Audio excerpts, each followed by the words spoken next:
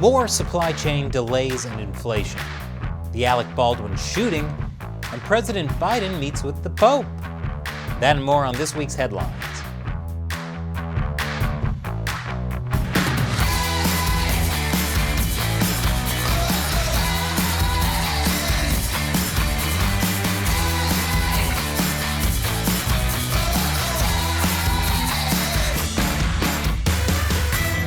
Welcome to America Uncovered. I'm Chris Chappell.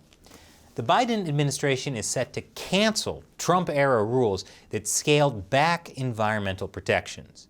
This change will limit mining, drilling, and other habitat disruptions in areas housing endangered plants and wildlife. While this is a win for conservationists, this sadly won't be able to save the most endangered species of all: airlines that don't charge you for checking a bag. They are precious, and they must be protected at all costs. And by costs, I mean $35 per bag. Speaking of things getting more expensive, reports show that home price growth across the U.S. has reached near record highs. Home prices are up nearly 20% year over year, with no sign of slowing down due to high demand and low supply. If you're a prospective first-time home buyer, don't let this news get you down. On the bright side, this means you're less likely to die in your house, since you'll never be able to afford one. And soon, you might not be able to afford all sorts of other things. We did an episode on the current supply chain shortages earlier this week. Check it out. And now there's another reason shortages, delays, and inflation are going to get worse. Biden's vaccine mandate will further disrupt supply chains, according to company CEOs. That could affect items such as toilet paper and other paper goods. And these delays and inflation could last into 2022. But hey, who needs toilet paper when leaves are free? Ugh.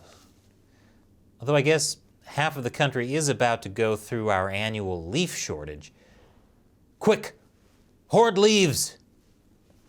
The president and CEO of the National Association of Wholesaler Distributors wrote a letter to President Biden asking him to delay the December 8th federal vaccine mandate deadline. If tens or hundreds of thousands of employees are terminated just 2 weeks before Christmas, the result could be nothing short of catastrophic for the newly unemployed and their families and for the U.S. economy. The NAW is fighting on behalf of federal contractors. Meanwhile, New York City's largest police union is suing the city over their vaccine mandate. No word on what the NAW thinks of the police union protest. But NWA says, well, I can't repeat it, but needless to say, they don't care much for the police. Someone else who doesn't care much for the police is Congresswoman Ilhan Omar, who blamed the Minneapolis police for the rise in violent crime and record-setting murder rate in the city. The police have chosen to not fulfill their oath of office and to provide the public safety they are owed to the citizens they serve. The Minneapolis police have had morale and hiring issues stemming from public backlash over the death of George Floyd last summer. Omar is supporting an upcoming ballot measure that would replace the entire Minneapolis Police Department with a Department of Public Safety. This would be a model that relies more on public services and only uses licensed police officers as deemed necessary. Well, considering the record murder rates, I deem them very necessary. Otherwise, the city's best bet is to hope that a rich couple is murdered and their son grows up to be Batman. Minneapolis Batman. I am the night. Don't you know? Or why not take a page out of Texas's playbook and instead of enforcing laws yourself, offer citizens $10,000 for suing others who break the law? Although suing someone for murder will be difficult since everyone who tries to serve the murderer a court order is going to get murdered. At least they won't be murdered in their own home, since they'll never be able to afford one. But if you've already got money, you can just spend $22,000 on private security, like Ilhan Omar did last quarter. No wonder she's not concerned about getting rid of the city's police. She has her own. More after the break. Welcome back. This week, Mark Zuckerberg announced that Facebook is changing its name to Meta. That's so... I'm not even going to say it. As part of his announcement, Zuckerberg also introduced the metaverse. So what did people take from Zuckerberg's presentation about building a composite universe melding online, virtual, and augmented worlds that people can seamlessly traverse? Barbecue sauce. Yes, people noticed that Zuckerberg had a bottle of barbecue sauce on his bookshelf. I guess Zuckerberg's How to Be a Person lessons aren't going so well. Greetings, fellow humans. I am coming to you from my living room, where I have many human things, like books, a picture of a dog, and barbecue sauce. Apparently, the barbecue sauce was a reference to a previous live stream where he said he loved smoking meats with the sauce. Yes, fellow humans, I also understand inside jokes and memes.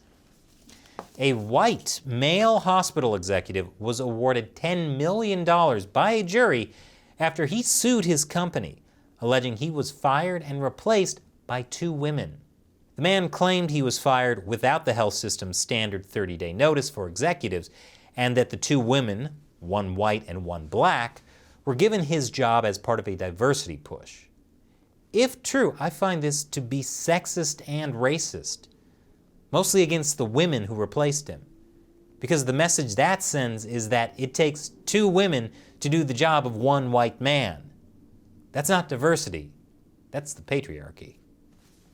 Speaking of shady moves by health officials, the National Institutes of Health removed language from its website explaining what gain-of-function research is. Before removing the language, the NIH website defined gain-of-function research as a type of research that modifies a biological agent so that it confers new or enhanced activity to that agent. The NIH removed this explanation around the same time it disclosed to Congress last week details on experiments it funded in China, which met the definition of gain-of-function. That doesn't seem suspicious at all. That's kind of like going to a car wash right before police come over to investigate you for a hit and run.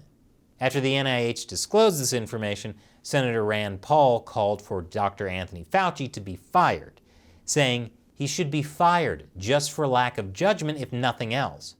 Dr. Fauci denied that the NIH funded gain-of-function research at the Wuhan lab in China, although I'm not sure if he's denying it based off of the old or the new definition of gain-of-function. Man, wouldn't it be nice if you could just change the definition of things you were being accused of? No, officer, that was the old definition of hit and run. What I did was a vehicular tag, you're it. Congresswoman Diana Harshbarger and 10 other members of the House introduced the Natural Immunity is Real Act. This act would require federal agencies to acknowledge, accept, and agree to truthfully present natural immunity pertaining to COVID-19 pursuant to promulgating certain regulations.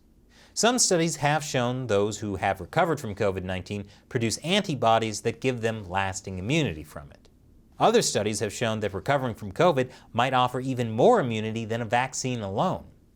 And another study shows that the best immunity doesn't come from the vaccine or the virus itself, but from taking the Infinity Gauntlet and snapping COVID out of existence.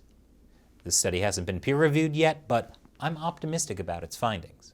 But if recognizing natural immunity seems like a crazy Republican conspiracy theory to you, well, Nordic countries like Denmark, Norway, and Sweden recognized natural immunity months ago. And you know how Republicans always talk up the Nordic model.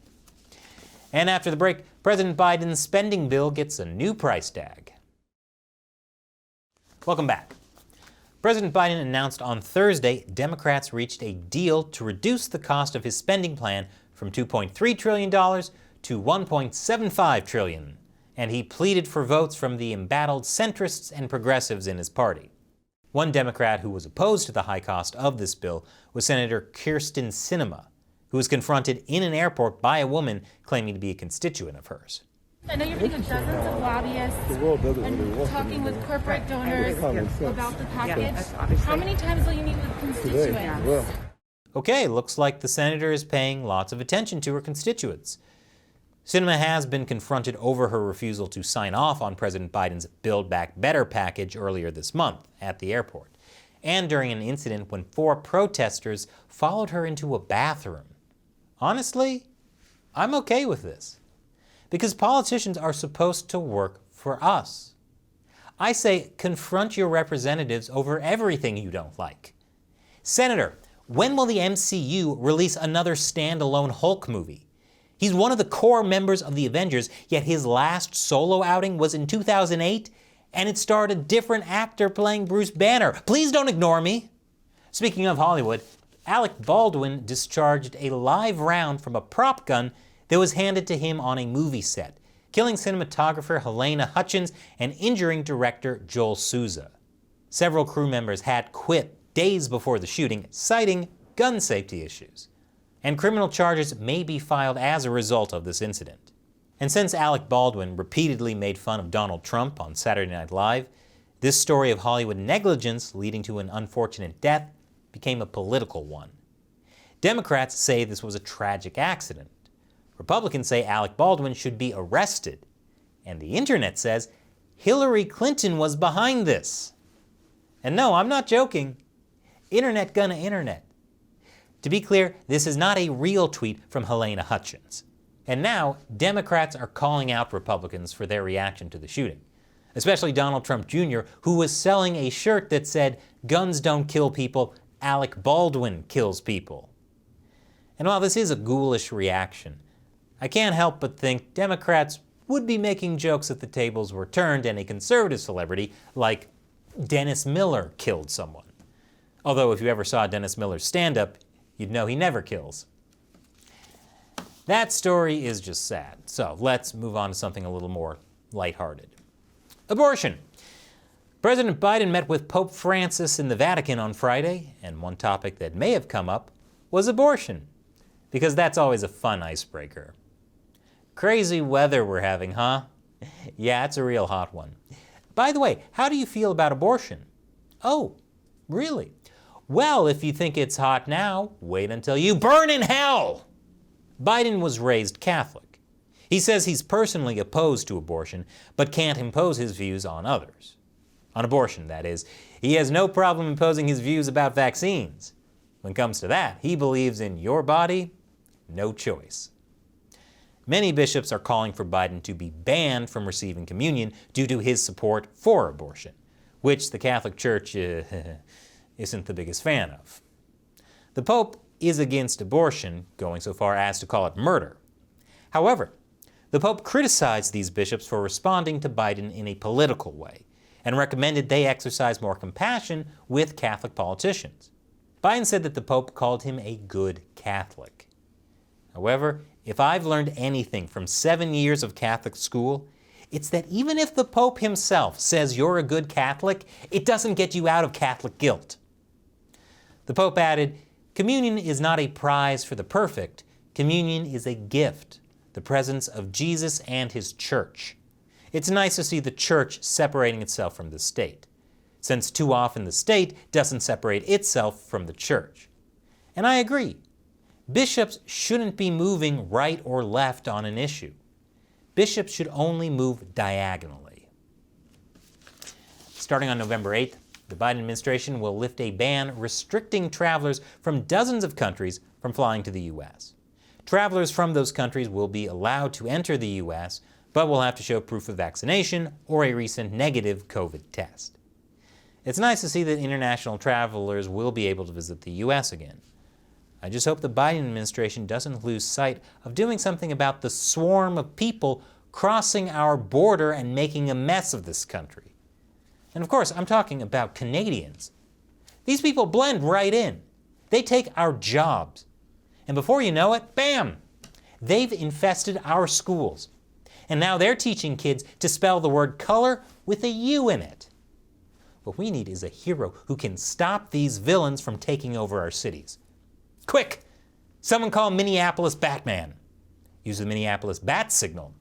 The one that looks like the Batman logo, but with cheese curds. So what do you think about the stories we covered this week? Let us know in the comments below. And remember, America Uncovered is supported mainly by viewers.